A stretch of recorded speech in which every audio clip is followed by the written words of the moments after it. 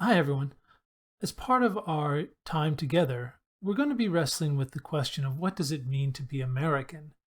And I found an article on the website Facing History in Ourselves and that I thought was really great for us to begin this discussion as a class. I'll read it out loud for you, and then I'm going to ask for you to reflect on this. You could write about this in your personal journal for today, but I would like you to be able to share out with a neighbor or as a whole class. We'll see how it happens when we're done. So here it is. In 2014, New York Times reporter Damien Cave traveled the length of Highway I-35, which runs south to north through the middle of the United States, for his The Way North project. Along the way, he asked 35 people, what does it mean to be American? These are some of their answers. Becoming American means following the rules. It means respecting your neighbors in your own neighborhood. Francine Sharp, 73, retired teacher in Kansas, born in Kansas. If you work hard, you get good things in life. Jose, college student, roofer, immigrant without legal status in Tulsa, Oklahoma, born in Mexico. Being American is making a change and making good changes. Being America is being welcoming, being caring about other people, being proud of the country, and it is forgiveness. It is not holding grudges on anything. I mean, where's that going to get you? Natalie Villafranca, 14, in Texas, born in Dallas. Being American means protection by the law. Anyone can say whatever they want, and even if I don't agree with them, they're still protected by the law. It's my job to enforce. That's their freedom. That's their right.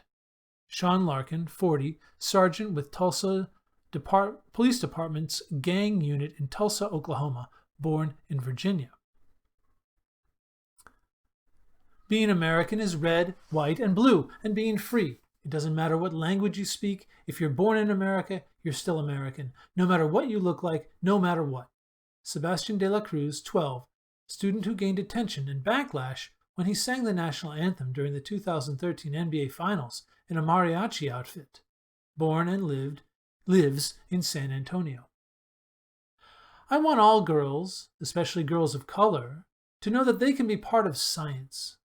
And more than that, they can be leaders in science. I want them to know that because I know that I am America, I am science. I'm just the part that people refuse to recognize. Taylor R., 13, speaking about her ambitions at the March for Science in April 2017. The following excerpts are from other Americans discussing what they think it means to be American. Among these voices are historians and writers who think about this topic a lot, as well as individuals from other walks of life who participated in a discussion for the documentary film A More Perfect Union. Precisely because we are not a people held together by blood, no one knows who is an American is except by what they believe. It's important that we do know our history because our history is the source of our Americanness. Historian Gordon Wood. When people wrote all men are created equal, they really meant men. But they didn't mean any other men except white men who owned land. That's what they meant.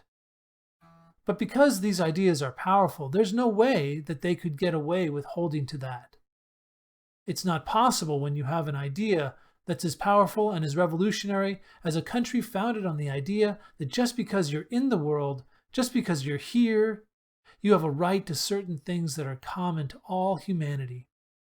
It's really what we say in those documents.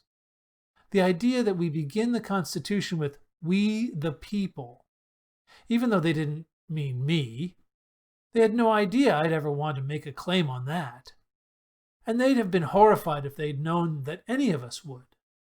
But you can't let that powerful an idea out into the world without consequences. Writer Rosemary Bray. The American dream has no meaning for me.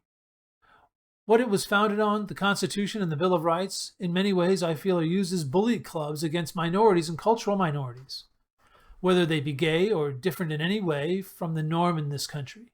I, for example, don't think I'd like to go to California because of what I look like. I could be pulled over and carted.